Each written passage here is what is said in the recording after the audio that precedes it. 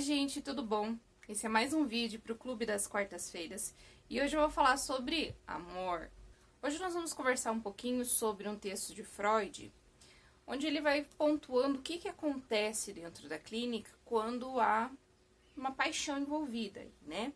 Da parte do analisando para com o seu analista. E essa transferência que tem que acontecer dentro da clínica, enquanto a transferência, acaba passando esse limite, né? O que acontece? O texto de hoje se chama Observações sobre o Amor de Transferência de 1915.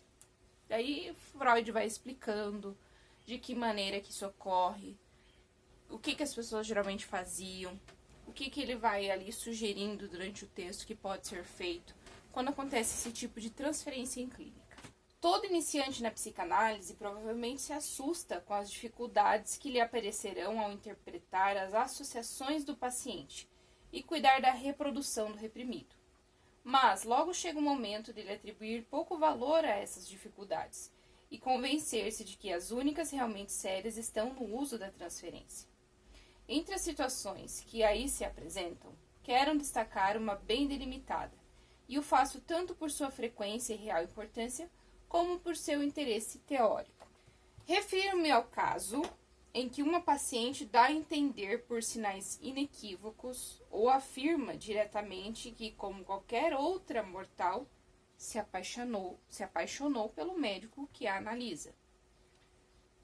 Esta situação tem seus aspectos dolorosos e cômicos, e também sérios, e é tão intrincada e diversamente condicionada, tão inevitável e de difícil solução, que o seu estudo já teria há muito preenchido uma necessidade vital da técnica psicanalítica. Mas, como nem sempre estamos livres de cometer os erros que ridicularizamos nos outros, até agora não nos apressamos em cumprir essa tarefa.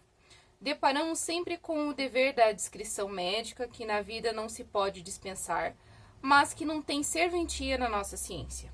Uma vez em que a literatura psicanalítica também é parte da vida real, há aqui uma contradição insolúvel. Recentemente não fiz caso da descrição e mostrei como a mesma situação de transferência retardou o desenvolvimento da terapia psicanalítica em sua primeira década. Para o leigo bem educado, o que o homem civilizado ideal é em relação à psicanálise, os assuntos do amor são incomensuráveis com todo o resto. Ficam, por assim dizer, numa folha à parte, que não tolera outras inscrições. Se a paciente se enamora do médico, o leigo achará que existem apenas duas saídas. Numa delas, a mais rara, todas as circunstâncias permitem a união duradoura e legítima dos dois. Na outra, mais frequente, médico e paciente se separam e abandonam, como se um evento elementar o perturbasse, o trabalho iniciado que deveria servir à recuperação. Então, ele está falando aqui inicialmente, né? Então, acontece essa situação. Tá lá o médico, né? Eram os médicos, né? Que estavam atendendo ali a paciente.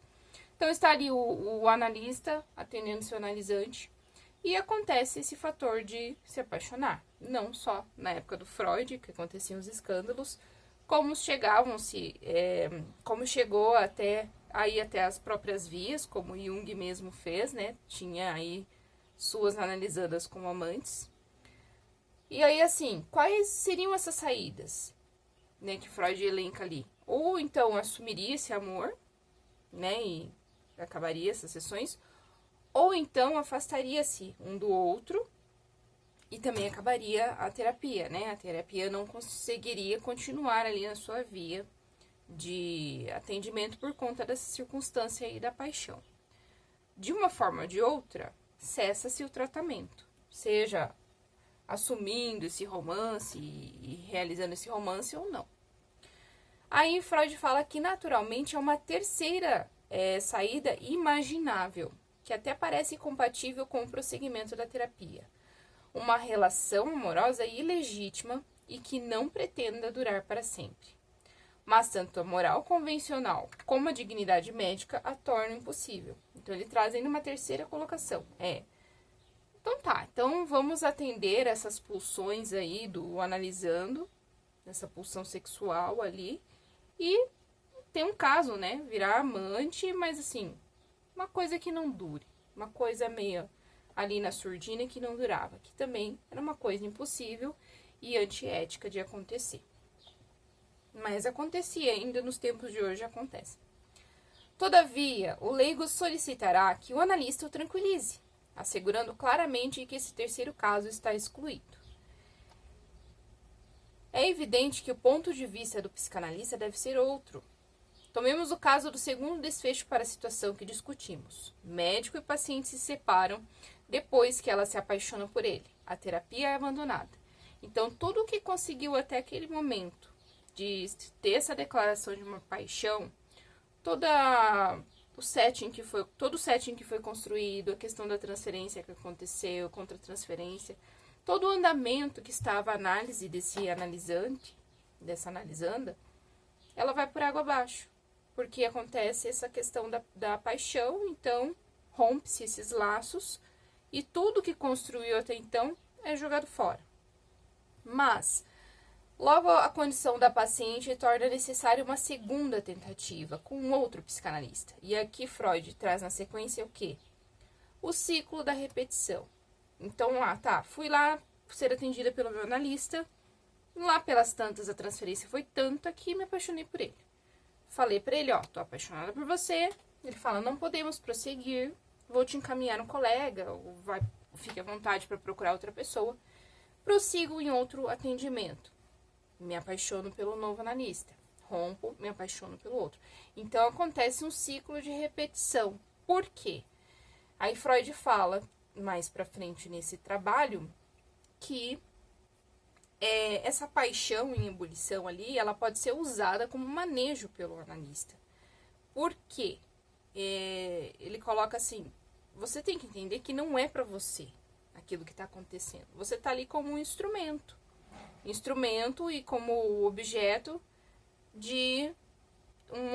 do seu analisando. E Lacan fala do objeto A, né? Aquele objeto A que a gente procura para preencher aquele vazio daqueles noborromeanos e aquele vazio nunca vai ser preenchido. E, de certa maneira, em dado momento, o analista se torna para o analisando esse objeto A, esse objeto de desejo. E aí é uma fonte muito boa para que se trabalhe a análise dentro dessa questão de transferência amorosa, que o Freud vai tratando aqui. Mas logo a condição da paciente torna necessária uma segunda tentativa com outro psicanalista. Então, ocorre que ela se apaixona também por esse outro médico, interrompendo e começando de novo, igualmente por um terceiro, e assim esse ciclo de repetição. Ciclo de repetição que o inconsciente fala, você não está elaborando, não está trabalhando alguma coisa, você não sabe o que é, então a gente vai repetir. É isso que acontece no ciclo da repetição do inconsciente.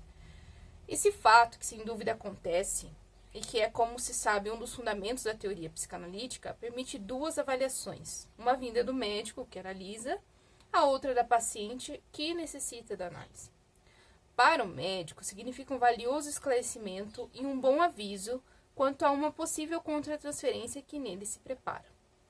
Ele tem que reconhecer que a paixão da paciente é induzida pela situação analítica e não pode ser atribuída aos encantos de sua pessoa.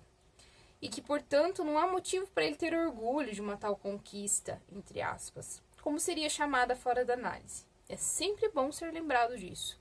Para a paciente, no entanto, há uma alternativa. Ou ela tem que renunciar a um tratamento psicanalítico, ou deve aceitar como um destino inescapável que se apaixone pelo médico.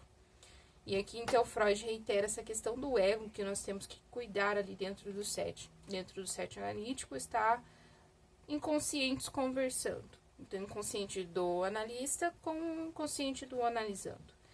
E aí ele traz essa questão egóica aqui, toma cuidado, não é pelo teu encanto, a tua beleza, teus belos olhos ali que houve essa paixão. Separe isso, faça uma cisão dessa situação que está vindo até você. Não é para você tudo isso. Claro, lógico que, né, somos humanos e estamos aí à mercê de acontecer esse tipo de coisa. Sim, pode ser que realmente aconteça, que a pessoa se atraia fisicamente, tem essa questão sexual também, tem uma questão de paixão também. Mas Freud fala para dar uma boa olhada nesse conteúdo que está por trás dessa paixão aí.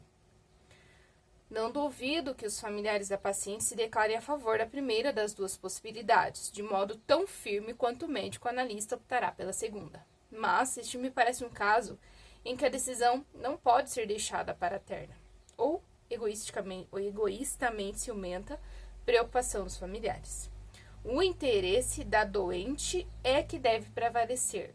Aqui ele fala uma coisa bem importante. O amor dos familiares não cura uma neurose.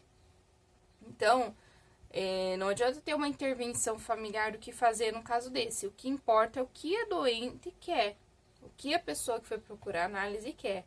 Desde o momento que você procura uma análise, que você tem que ir de livre e espontânea vontade fazer, e ter esse desejo de buscar análise, o interesse aqui nesse caso é da doente, é de quem está passando por isso. Ah, me apaixonei, o que é que eu faço agora? O interesse de resolver é dela.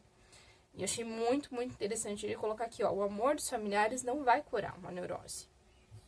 O analista não precisa se impor, mas pode se apresentar como indispensável para a obtenção de certos resultados. Um parente que adotar a postura de Tolstói ante este problema continuará em tranquila posse de sua mulher ou filha e aguentará que ela também conserve a sua neurose e a perturbação da capacidade de amar que esta implica. Afinal, a situação é parecida à de um tratamento ginecológico. E aí nós temos, diante desse trabalho do Freud, algumas metáforas que ele utiliza aí para dar uma explicada a mais, né? Então ele usa essa questão, ó, é parecido com o tratamento ginecológico, mas pra frente ele fala também uma metáfora engraçada do um banqueiro, o que é a pessoa, gente? De uma pessoa que fazia seguros, Ele fala depois dessa metáfora também para explicar. É bem engraçada essa outra metáfora. Tá. Daí ele fala que aí a situação é parecida com o tratamento ginecológico.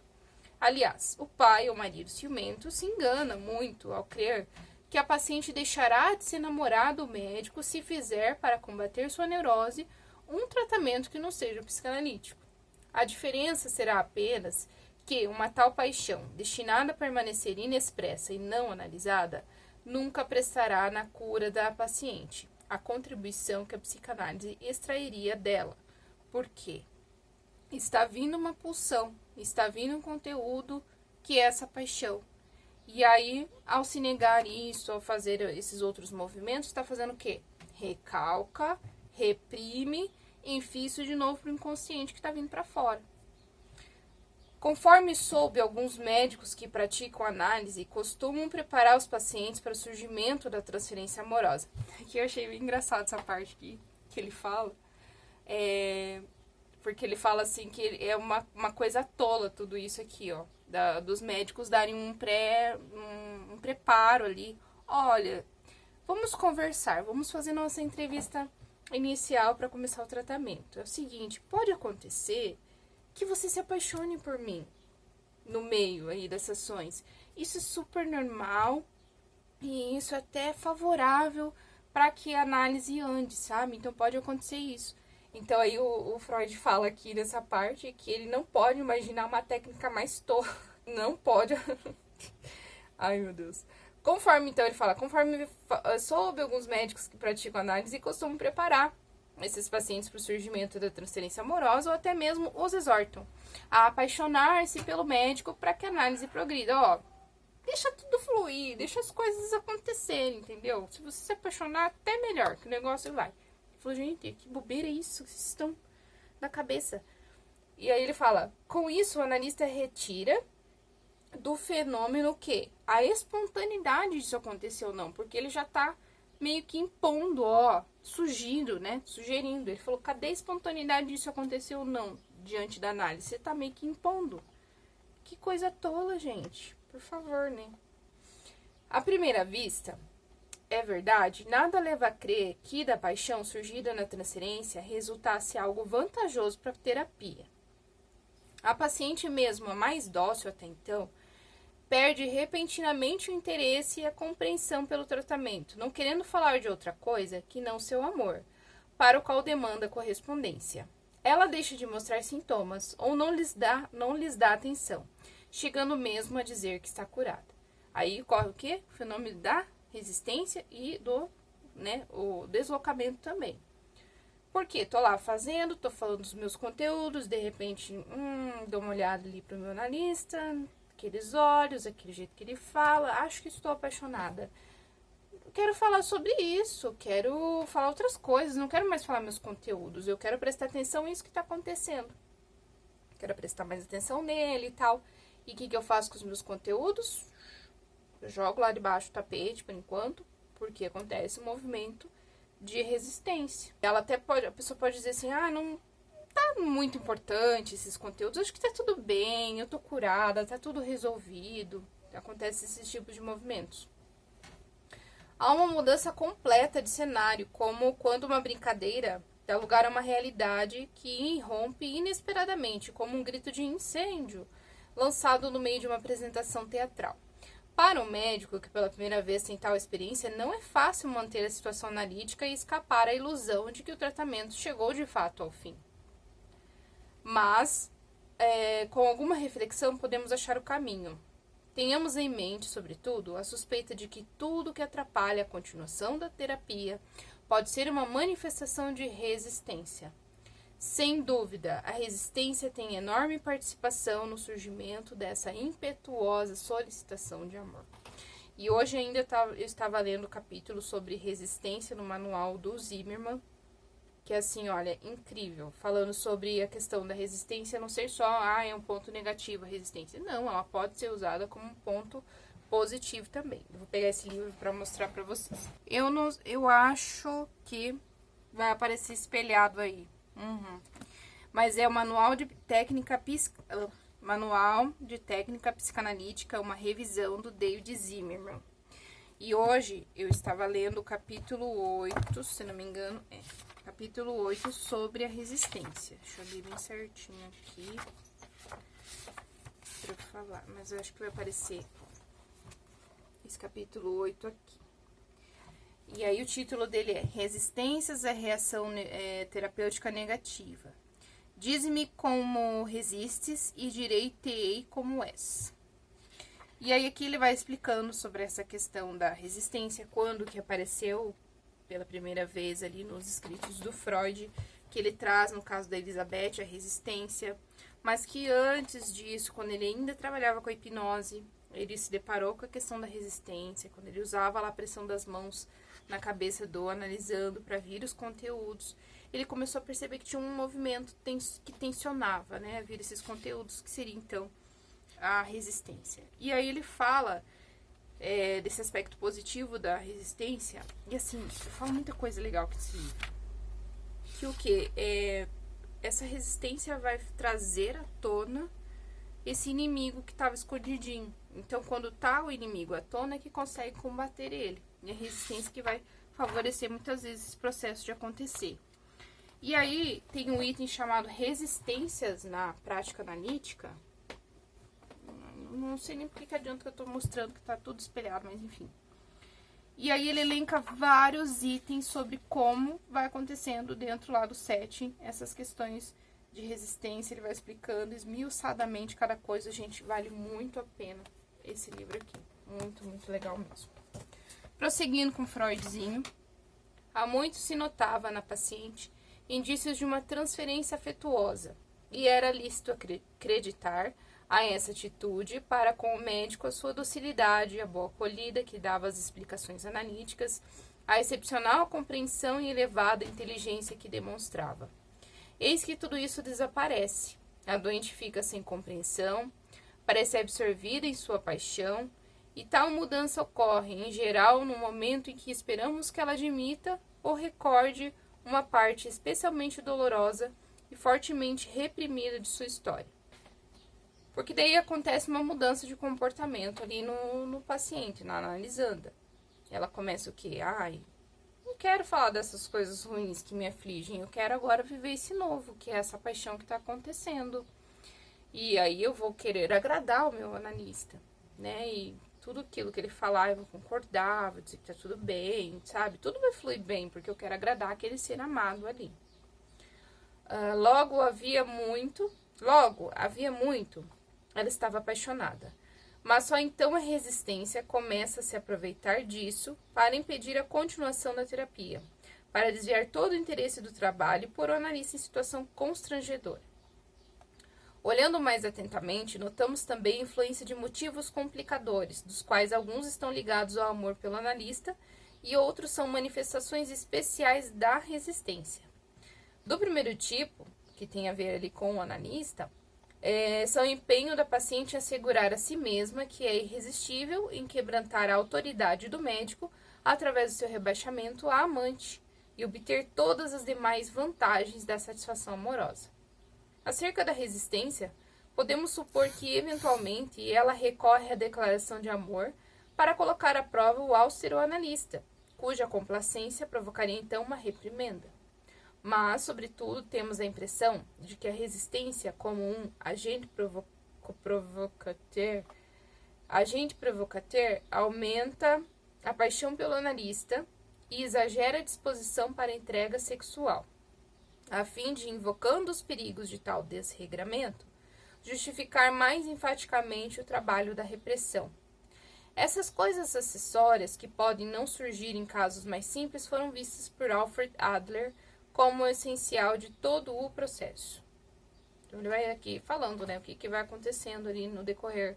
Então, todo aquele trabalho ali, né, tá vindo os conteúdos, de repente, começa a ser ofuscado por essa paixão, por essa pulsão sexual, por esse desejo sexual ali de ser realizado, de ser catequizado. Como tem de se comportar o analista para não fracassar nessa situação quando está convencido de que a terapia deve ser levada adiante apesar dessa transferência amorosa e através dela? Poxa, às vezes foram meses já de setting analítico, né? Foi todo um tempo ali para conseguir ter essa transferência, para conseguir vir as coisas. Vai jogar tudo fora agora os conteúdos que vieram, o que faz, né? Agora seria fácil afirmar, amparando-me na moral geralmente aceita, que o analista nunca deve aceitar ou corresponder à ternura que lhe é oferecida. Ele teria de considerar que chegou o momento de advogar, ante a mulher apaixonada, as exigências éticas e a necessidade de renúncia, e conseguir dela que abra mão do seu desejo, e superando a parte animal do seu eu, prossiga com o trabalho da análise. Cortar, assim, sabe?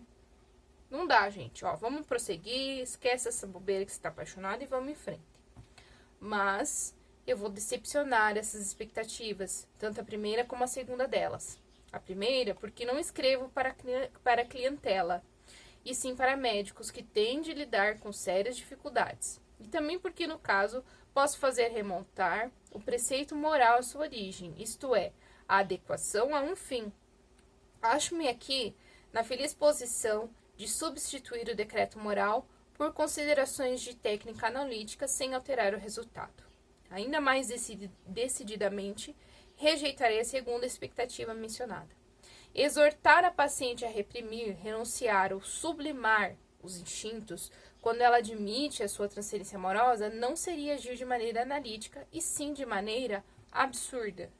Porque todo aquele movimento que a gente precisa, que é realizado dentro da análise, que é tirar essas questões, baixar todas as defesas do inconsciente, toda essa repressão, todos os conteúdos recalcados, todos esses impulsos, coisas que não tem nem a ver com moral, que sejam amorais ou não, que não tem nem nome.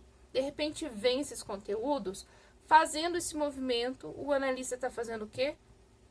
Recalcando, reprimindo e até piorando a situação que anteriormente chegou até ele. Então ele vai fazer esse movimento de reprimir. Reprime isso que você está sentindo por mim. Negue isso que você está reprimindo. Então a pessoa fez foi todo um processo que de repente joga fora. É como se pegasse o trabalho do analista e do paciente e jogasse no lixo. Seria o mesmo que habilmente conjurar um espírito a sair do mundo subterrâneo e depois mandá-lo de volta sem lhe fazer perguntas. Teríamos apenas chamado reprimir a consciência para depois de novo reprimir ele.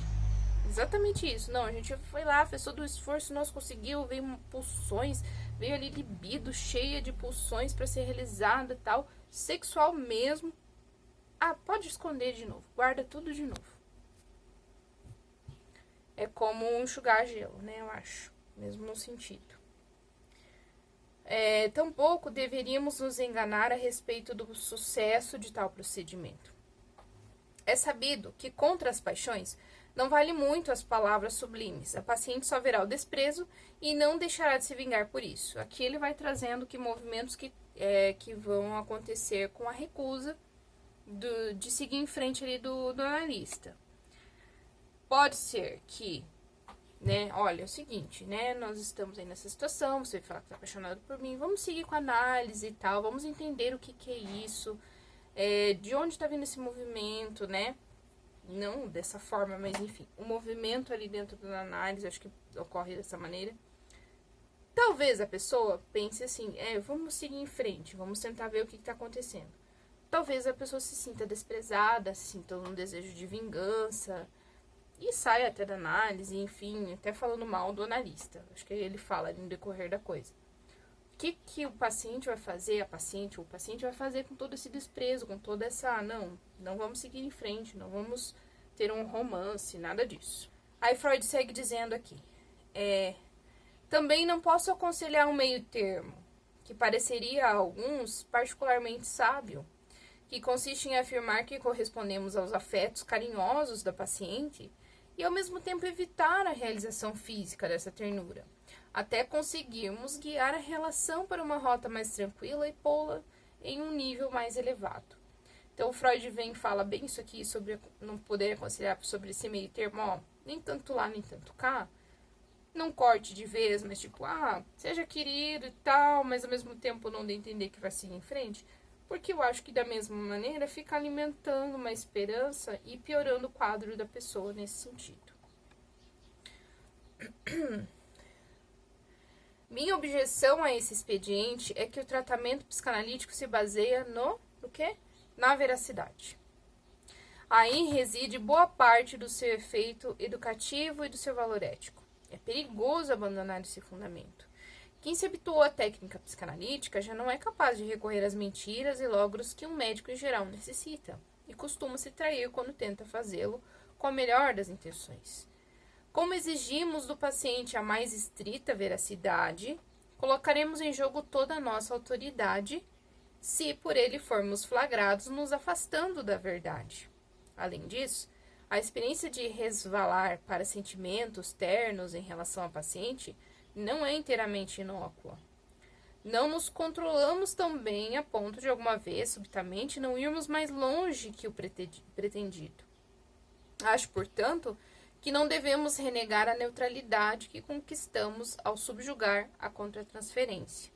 E aqui eu lembro de um outro trecho desse aqui do Zimmermann, falando sobre as regras da análise, e aí ele vai falando sobre a questão da neutralidade, amor à verdade e tal, e mais foco ali nessa questão da neutralidade, da abstinência. E aí ele fala assim, olha gente, deixa eu até ver se eu acho esse trecho aqui. Assim, o Freud falava, o Freud é o tal do faz o que eu digo, mas não faz o que eu faço, porque ele muitas vezes era contraditório nas coisas que ele fazia. Então, que nem essa questão que ele fala assim, dessa neutralidade, muitas vezes nem ele cumpria, né? Então, quando o Zimmermann dá um fecho aqui final, é muito legal que ele dá um fecho em todos os capítulos, ele já dá uma adiantada, uma leve introdução ao próximo capítulo. E ele fala aqui de uma outra regra, além de todas essas que a gente tem do setting analítico, que é a preservação do setting. E ele fala assim, por todas essas razões que ele elenca ali no capítulo, não deve caber dúvida quanto à relevante necessidade de que as combinações feitas no contrato analítico que compõem o setting devem ser preservadas ao máximo, o que não é o mesmo que apregoar o uso de uma rigidez obsessiva cega e surda. E daí vai dizendo. Aí ele fala do Freud. A propósito dessa afirmativa, isso é, de que a manutenção do enquadre não deve ser obsessivamente rígida, é oportuno lembrar o fato bem conhecido de que o Freud, na prática do seu trabalho clínico, não apresentou uma coerência entre o que ele professava, o cumprimento rigoroso das recomendações técnicas que aqui são enfocadas, e o que ele praticava. Aí ele vai exemplificando. É sabido que Freud algumas vezes analisava durante uma caminhada com alguns pacientes, outras vezes ele charlava amenidades, trocava presentes, aconselhava, admoestava de forma indireta, forçava os pacientes a trazerem associações que confirmassem as suas teses prévias. Isso sem levar em conta o fato de eles ter analisado o pequeno Hans por meio do pai, né? Por um intermédio ali. Usava o pai como porta-voz das suas interpretações, assim como ele também utilizou a introdução de um parâmetro com seu paciente, conhecido como Homem dos Lobos, ao fixar-lhe uma data de término da análise, caso ele continuasse não melhorando e assim por diante. Então, o próprio Freud muitas vezes era contraditório. Uma outra coisa que ele fala aqui foi o próprio Homem dos Lobos, que ele tinha uma aproximação. Deixa eu ver. Ele tinha essa flexibilidade, né? Mas assim, ele colocou que tinha que seguir rigidamente as coisas e tal. Ele era mais flexível, por quê? Porque acontecia um certo abuso, acontecia umas coisas que não eram para acontecer, né? E acontecia de paciente lá se apaixonar e ficava aquela bagunça. E o set analítico virava outra coisa. E Freud, gente, calma. Não é por aí. Claro que eram outros tempos, outros eram os paradigmas psicanalíticos. No entanto, grande parte dessa incoerência de Freud entre o que ele escrevia e o que ele fazia deve ser acreditado ao fato, antes assinalado, de que ele se sentiu obrigado a coibir abusos de outros terapeutas, ainda muito mal preparados, sendo que a sua responsabilidade pela preservação da nova ciência aumentou. Pois, nessa época, aconteceram as dissidências de Adler e Jung, e a psicanálise estava em grande expansão, em meio a muitas críticas e um certo halo de libertinagem. E as críticas prevalecem até hoje, né? Tem uma outra coisa que fala aqui do Homem dos Ratos. Ele era muito... onde que eu li? Será que era aqui, gente? Que ele passava, assim, dos limites dessa questão da neutralidade, porque ele tinha uma certa proximidade.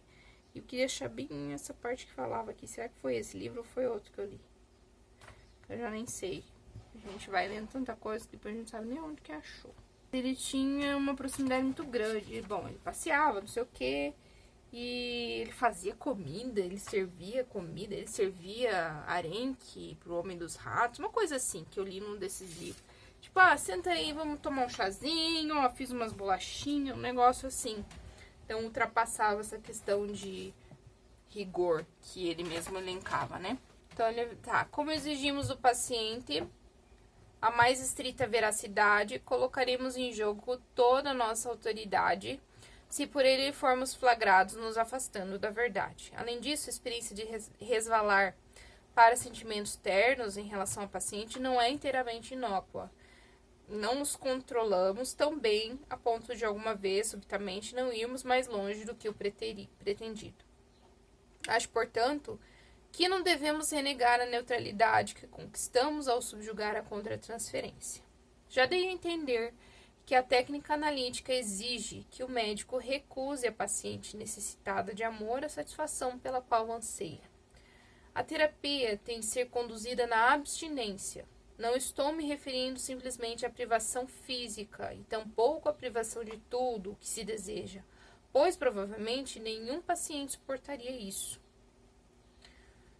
Quero estabelecer como princípio que devemos deixar que a necessidade e o anseio continuem a existir na paciente, como forças impulsionadoras do trabalho e da mudança, e não procurar mitigá-los através de sucedâneos. Não poderíamos lidar senão sucedâneos, pois, devido à sua condição, ela não é capaz de verdadeira satisfação. Admitamos que o princípio de que a terapia analítica deve se realizar na privação ultrapassa em muito o caso em questão e pede uma discussão aprofundada, que defina os limites em que pode ser aplicada. Evitaremos fazê-lo aqui, no entanto, para nos atermos o máximo possível à situação do que partimos. Aí ele traz um questionamento aqui. O que ocorreria se o médico agisse de outra forma? Aproveitasse a liberdade que ambos talvez tivessem para corresponder ao amor da paciente e atender às suas necessidades de afeição.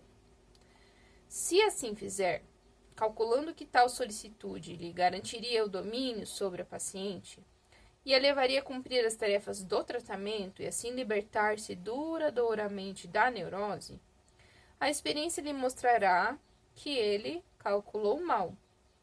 A paciente atingiria sua meta, ele não alcançaria dele. Apenas sucederia com o médico e a paciente o que acontece na divertida anedota do pastor e do agente de seguros. E aqui o Freud, então, usa essa anedota como uma forma metafórica de explicar essa situação. Tá. Vamos supor que o médico resolva atender essa demanda ali, né? Vamos ver um amor, vamos ver um romance e vou tratar ao mesmo tempo. Eu vou até estar ajudando ela, gente. A gente vai estar se amando e eu vou estar já direcionando o que ela tem que fazer. Ela vai até conseguir essa cura mais rápido. Não. Ela vai atingir a meta, como o Freud diz aqui, de conquistar o analista, mas ele não vai conseguir esse objetivo e no fim nem ela, né? Porque o que ela precisa não vai conseguir, vai até piorar o quadro neurótico dela, da paciente. Então aí Freud usa uma metáfora aqui para explicar a situação. Então tinha lá um agente de seguros, que ele era ateu, ele estava muito doente. Por solicitação dos familiares, ele recebe a visita de um religioso. E ele era ateu. Então, olha o contraste do negócio. E o que os familiares queriam com isso? Ele estava muito doente e queriam que ele se convertesse antes de morrer. Né? Se converter, ter libertação, enfim. Tá, então vem esse religioso até a casa desse agente de seguros, o pastor, e tenta, né, converter e tal. Demora-se um longo tempo essa conversa, né? E os familiares, nossa, né?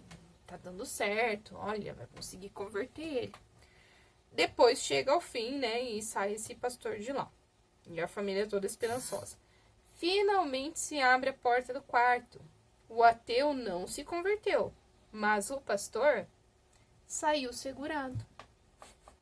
Então, o Freud usa essa metáfora ali para explicar, olha. Vai lá, né, a pessoa, né, o que aconteceu? O pastor ainda saiu com seguro de toda a situação. Aí Freud usa essa metáfora para explicar isso daí. Você acha que está resolvendo um problema e está acontecendo o inverso aqui na situação.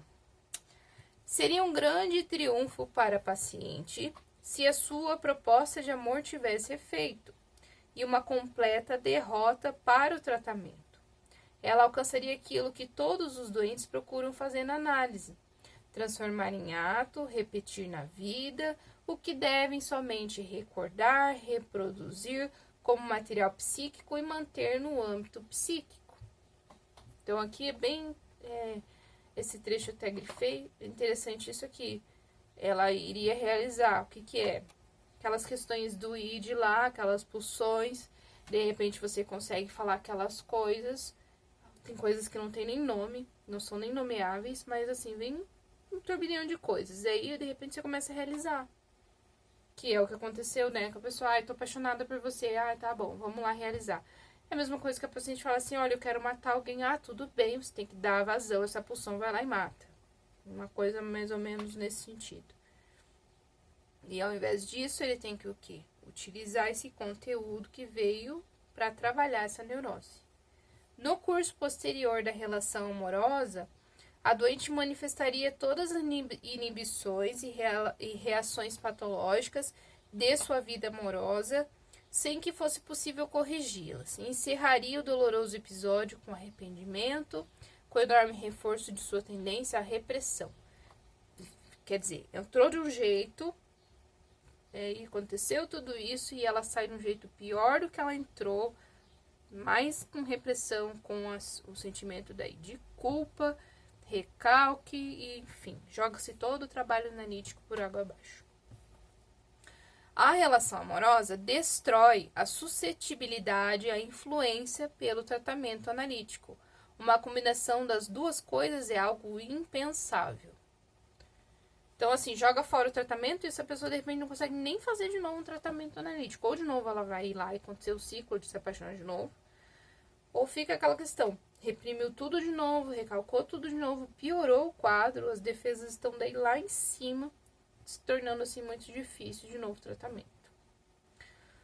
Logo, a gratificação desses anseios amorosos da paciente é tão funesta para a análise quanto à supressão dos mesmos. O caminho do psicanalista é um outro, para o qual não há modelos na vida real. É preciso cuidar para não nos afastarmos da transferência amorosa, não afugentá-la ou estragá-la para o paciente, e também abstermos-nos de modo igualmente firme de corresponder a ela. Conservamos a transferência amorosa, mas a tratamos como algo irreal, como uma situação a ser atravessada na terapia e reconduzida às suas origens inconscientes, e que deve ajudar a pôr na consciência e, portanto, sob o controle, o que há de mais escondido na vida amorosa da paciente. E aí ele vai reforçando que são tudo conteúdos lá na infância. E eles vêm de novo. E aqui, um outro fato que eu lembro é o seguinte, pode acontecer o quê? A transferência negativa, que é uma delas, né, essa transferência erótica, mas a questão da agressividade. Então, de repente, começa a vir essa agressividade dentro do set, que é um outro caso, né, não esse. Uma agressividade contra o analista, é a mesma coisa, o analista não vai ver que é para ele. Essa agressividade, lógico, se verifica que patamar que é essa agressividade. Mas essa agressividade, ela causa um atravessamento que tem que ser visto dentro do setting, trabalhado dentro do setting, da onde está vindo essa agressividade, qual é a projeção que o analisando está fazendo sobre o analista, que papel que o analista está exercendo naquele momento em set para vir essa agressividade. É isso que é trabalhado. Da mesma forma que essa paixão é trabalhada em clínica nesse sentido, que figura o analista está sendo para essa analisanda estar apaixonada por ele. Que figura é esta que ela está vendo? É isso que é atravessado dentro da clínica. Quanto mais dermos a impressão de ser a prova de toda tentação, mais seremos capazes de extrair da situação o seu conteúdo analítico. Quanto mais dermos a impressão de ser a prova de toda tentação, mais seremos capazes de extrair da situação o seu conteúdo analítico. A paciente cuja repressão sexual não foi abolida, apenas impelida para trás, se sentirá então seguro bastante para trazer à luz todas as suas condições para o amor, todas as fantasias de seu anseio sexual, todas as características de sua paixão, e a partir delas abrirá por si mesmo o caminho até os fundamentos infantis de seu amor. Isso, trazer toda essa pulsão, toda essa libido sexual que tem ali dentro desse set para se trabalhar. Todos esses anseios, esses desejos sexuais, toda essa fantasia de amor para saber aonde que está a origem disso, que é lá na infância. É verdade que essa tentativa de manter a transferência amorosa para o trabalho analítico sem satisfazê-la fracassará com o tipo de mulheres. Freud vai falando que não vai dar certo isso. Porque vai ter aquela questão de raiva, de ódio, de ter questão mais depressiva ali e tal, de abandonar a análise, abandonar a causa, enfim. E de vingança até muitas vezes, né? Ah, tá me rejeitando, vou me vingar de alguma maneira. Essa rejeição vai ser recebida de alguma forma, né, pelas pessoas. São aquelas, então, essas que fracassariam, manter essa transferência amorosa, são aquelas de uma passionalidade elementar que não tolera sucedâneos. São criaturas da natureza que não aceitam o psíquico em vez do material, que, nas palavras do poeta, são acessíveis apenas à lógica da sopa com argumentos de almôndegas. Com pessoas assim, nos vemos diante da opção: ou dar amor em troca, ou receber a hostilidade da mulher desprezada. Em nenhum dos dois casos observamos o interesse da terapia. Teremos que recuar sem obter sucesso, ruminando o problema de como a capacidade para a neurose pode se aliar a uma tão inflexível necessidade de amor. A maneira de fazer outras pacientes, não tão violentas, adotarem pouco a pouco a atitude analítica, terá se revelado a muitos analistas de forma igual. Enfatizamos, acima de tudo, a inconfundível participação da resistência nesse amor, entre aspas. Uma verdadeira paixão tornaria a paciente maleável e aumentaria sua disposição a resolver os problemas do seu caso, simplesmente porque o homem que ama o exige.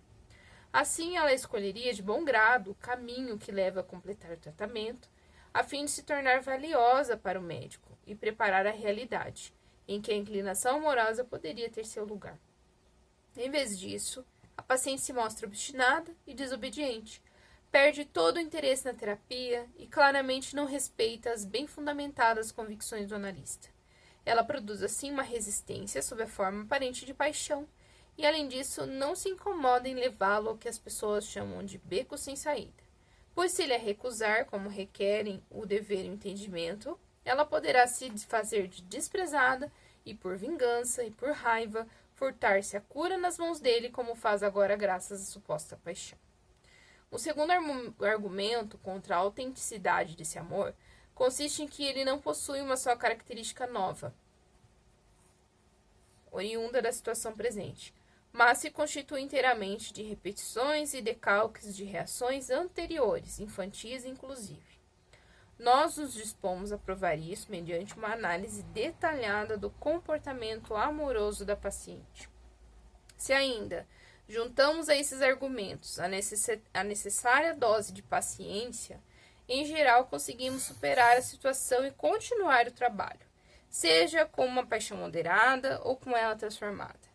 Trabalho cuja meta, então, revelar a escolha infantil de objeto e as fantasias que em torno dela se tecem. Então, aqui Freud dá essa enfatizada a essa dose de paciência que tem que ter para descobrir qual fantasia infantil que está por trás de tudo isso. Mas agora quero examinar criticamente esses argumentos e levantar a questão de se, ao utilizá-los, falamos a verdade à paciente ou, em nosso aperto, refugiamo-nos em evasivas e distorções. Em outras palavras, a paixão que se torna manifesta na terapia analítica não deve ser tida como real? Essa paixão, então, Freud traz a pergunta, traz ela como uma paixão real ou fantasiosa? Acho que dissemos a verdade à paciente, mas não ela inteira, sem consideração pelos resultados. De nossos dois argumentos, o primeiro é mais forte. O papel da resistência no amor de transferência é indiscutível e bastante considerável. Mas a resistência não criou esse amor. Depara com ele, serve-se dele e exagera suas manifestações. Que é, de fato, bem importante esse trechinho. Então, não foi a resistência à análise que criou o amor. Mas, a partir desse amor transferencial que foi criado, a resistência, nossa, se refestelou. Aí sim, agora eu fico exagerando aqui nas minhas manifestações, escondo cada vez mais e que lidem, vocês que lutem com esse amor aí. A autenticidade do fenômeno não é comprometida pela resistência. Já o nosso segundo argumento é bem mais fraco. É verdade que essa paixão consiste de novas edições de velhos traços e repete reações infantis. Mas este é o caráter essencial de toda paixão. Não existe paixão que não repita modelos infantis. É justamente o condicionamento infantil que lhe confere o caráter compulsivo que lembra o patológico. O amor de transferência possui talvez um grau menor de liberdade que o amor conhecido como normal, que sucede na vida, deixando reconhecer mais a dependência do padrão infantil, mostrando-se menos flexível e capaz de modificação. Mas isso é tudo e não é o essencial. Em que mais devemos reconhecer a autenticidade de um amor? Na sua eficiência, sua utilidade para atingir a meta amorosa? Nesse ponto, o amor de transferência não parece ficar atrás de nenhum outro. Temos a impressão de que dele poderíamos conseguir tudo. Vamos resumir então. Não temos o direito de recusar o caráter de amor genuíno, a paixão que surge no tratamento analítico. Se ela parece pouco normal, isso se explica pelo fato de que também a paixão fora da análise lembra antes os fenômenos psíquicos anormais do que os normais. De todo modo, há alguns traços que lhe garantem uma posição especial. Ela é, em primeiro lugar, provocada pela situação analítica. Em segundo, é bastante intensificada pela resistência que domina tal situação. Em terceiro, carece enormemente de consideração pela realidade. É menos sensata, menos preocupada com as consequências, mais cega na avaliação da pessoa amada do que costumamos admitir para uma paixão normal. Mas não podemos esquecer que justamente esses traços desviantes da norma constituem o essencial numa paixão. Para a conduta do médico, é a primeira das 3 peculiaridades do amor de transferência que é decisiva. Ele evocou essa paixão ao introduzir o tratamento analítico para curar a neurose. Ela é para ele a inevitável consequência de uma situação médica, como o desnudamento de um doente ou a comunicação de um segredo vital. Assim está claro para ele que não pode tirar vantagem pessoal dela. Então, de certa forma, com movimentação para curar a neurose, foi ocasionada ali pelo médico essa paixão de transferência e ele não pode tirar vantagem disso que aconteceu. A disposição da paciente não faz diferença, apenas coloca toda a responsabilidade na pessoa do médico, pois a doente, como ele deve saber, não estava preparada para nenhum outro mecanismo de cura. Após superar com sucesso todas as dificuldades, ela frequentemente confessa expectativa e fantasia com quem iniciou o tratamento. A de que se comportasse bem, no final, seria recompensada com a ternura do médico. Motivos éticos se juntam aos técnicos para impedir que o médico dê amor à paciente. Ele deve manter em vista o objetivo de que essa mulher, prejudicada em sua capacidade amorosa por fixações infantis, chegue a dispor livremente dessa função, de tão inestimável importância para ela, e que não a dissipe na terapia, guardando-a para a vida real, após o tratamento, quando as exigências dessas se fazem sentir. Ele não pode representar com ela o episódio da corrida de cachorros, em que uma recha de salsichas é exposta como um prêmio e que um galofeiro estraga lançando uma única salsicha na pista. Os cachorros então se jogam sobre ela, esquecendo a corrida e as salsichas que esperam o vencedor no ponto de chegada. Não digo que para o médico seja sempre fácil manter-se nos limites que lhes são prescritos pela ética e pela técnica. Sobretudo, aqueles jovens e ainda não atados por laços fortes acharão difícil a tarefa. Sem dúvida, o amor sexual é uma das principais coisas da vida, e a união de satisfação física e psíquica no gozo do amor é uma das suas culminâncias. Todas as pessoas, exceto alguns esquisitos fanáticos, sabem disso e pautam sua vida conforme isso. Apenas a ciência há pudor demais para admiti-lo. Por outro lado, é penoso para o homem fazer o papel de quem recusa e rejeita quando uma mulher solicita o amor. E apesar da neurose e da resistência, há um fascínio incomparável numa nobre mulher que confessa sua paixão. Então aqui ele vai alertando para esse cuidado do ego. Ai, aquela massagem no ego, a fulana tá apaixonada por mim, gente, se declarou, o que eu faço com isso e tal. E ele tá explicando, não é fácil tudo isso, como fazer com essa questão egóica que às vezes fica gritando, né? Ai, me elogiou, ai, não sei o quê.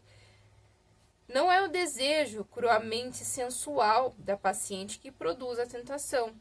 Isso desperta antes repulsa e pede tolerância para ser admitido como um fenômeno natural. São talvez os desejos mais sutis da mulher, inibidos da meta, que trazem o perigo de fazer esquecer a técnica e a missão médica em troca de uma bela vivência. Então, todo esse cuidadinho que ele vai falando, olha, a pessoa vai lá, tem todo um jeito, ó, essa mulher se declarando, e o cara, poxa, não vou viver isso, não vou aproveitar disso. E ele, o Freud alertando para todo o cuidado que tem que ter diante disso tudo. Mas ceder continua fora de questão para o analista. Então, não é para você se relacionar com sua analisanda. Não é para vocês viverem um romance escondido ou não, eventual ou não, ou assumido de vez. Não é para fazer isso. Ele fala, não vai ceder numa situação dessa, gente. Mas ceder continua fora de questão para o analista. Por mais que ele valorize o amor, tem que apreciar mais ainda a oportunidade de alçar a paciente a um estágio decisivo de sua vida. Então, por mais que ele veja aquilo como uma oportunidade de se relacionar com a sua paciente, ele tem que pensar que isso é um estágio de avanço no tratamento, na conduta que ele vai ter no tratamento dela, de melhora dessa paciente. Ela deve aprender com ele a superar o princípio do prazer, a renunciar a uma satisfação próxima, porém inaceitável socialmente, em favor de uma mais distante, talvez bastante incerta, mas psicológica e socialmente inatacável. Aqui quando ele fala inaceitável socialmente, eu lembrei dessa questão do inaceitável, que muitas vezes você... É isso que você tem que levar na clínica, aquilo que é inaceitável, que a sociedade não aceita, que é imoral, que é contra a lei, que é contra costumes, que é contra a ética. Você vai trazer tudo aquilo que vem na tua mente, seus desejos, mas não significa que você vai realizar. É isso que a gente tem em mente. Não significa que você vai levar a fim aquilo que está na tua cabeça. Vai se realizar? Não vai. Você vai pôr para fora. Você precisa pôr para fora, reconhecer aquilo que vem, que é imoral, que é, enfim, que não tem nem nome. E assim essa paixão tá aí reconhecida, inaceitável, mas não vai ser realizada. Você vai fazer alguma coisa com ela? Talvez não, né? Vai ter que, de repente, sublimar de alguma maneira. Acontece isso, você sublimar, né? Ela deve aprender com ele a superar o princípio do prazer, renunciar a uma satisfação próxima, porém inaceitável socialmente, em favor de uma mais distante, talvez bastante incerta, mas psicológica e socialmente inatacável. Para atingir tal superação, ela deve ser conduzida pelas priscas eras de seu desenvolvimento psíquico, e por essa via conquistar aquele aumento de liberdade psíquica mediante o qual a atividade psíquica consciente, no sentido sistemático, se distingue da inconsciente. O psicoterapeuta analítico tem, portanto, um triplo combate a travar. Em seu íntimo, contra os poderes que buscam tirá-lo do nível analítico, fora da análise contra os adversários que lhe contestam a importância das forças motrizes sexuais e lhe proíbem utilizar-se delas em sua técnica psicanalítica. E na análise contra os seus pacientes, que no início agem como os adversários, mas depois revelam a superestimação da vida sexual, que os domina e querem prendê-lo com sua passionalidade socialmente indomada. Os leigos de cuja atitude ante a psicanálise falei no princípio, sem dúvida, verão nessas discussões sobre o amor de transferência uma oportunidade de chamar a atenção do mundo para o perigo desse método terapêutico. O psicanalista sabe que trabalha com as energias mais explosivas e que necessita da cautela e escrupulosidade de um químico.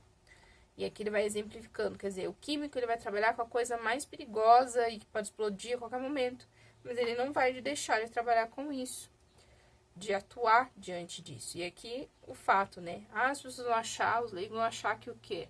Que análise é bagunça, que análise é libertinagem. Freud do céu, até hoje, olha, é polêmico. E aí falam que é perigoso o método psicanalítico, Freud falando sobre os leigos. Mas alguma vez se proibiu aos químicos de lidar com materiais explosivos perigosos, é certo, mas indispensáveis em sua eficácia? É notável que a psicanálise tenha de conquistar novamente para si todas as licenças que há muito foram concedidas a outras atividades médicas. Certamente não acho que se deva abandonar os métodos inofensivos de tratamento. Eles bastam para muitos casos, e afinal a comunidade humana tem tão pouca necessidade do furo sanandi, furor de curar, quanto de qualquer outro fanatismo. Mas é subestimar grosseiramente as psiconeuroses quanto à sua origem e à sua importância prática, crer que essas doenças seriam derrotadas com meios pequenos e inofensivos. Não.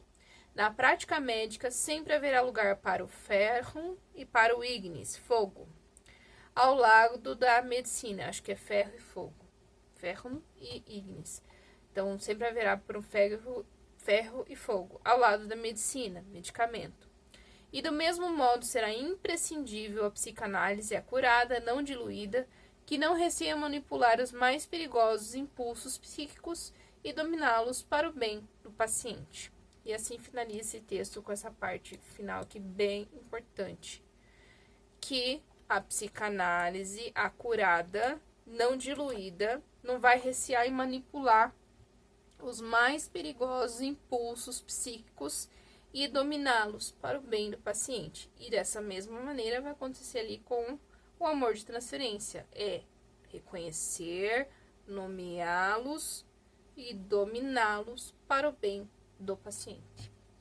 E aí, no final desse texto, tem algumas notas de rodapé, algumas explicações bem interessantes também aqui.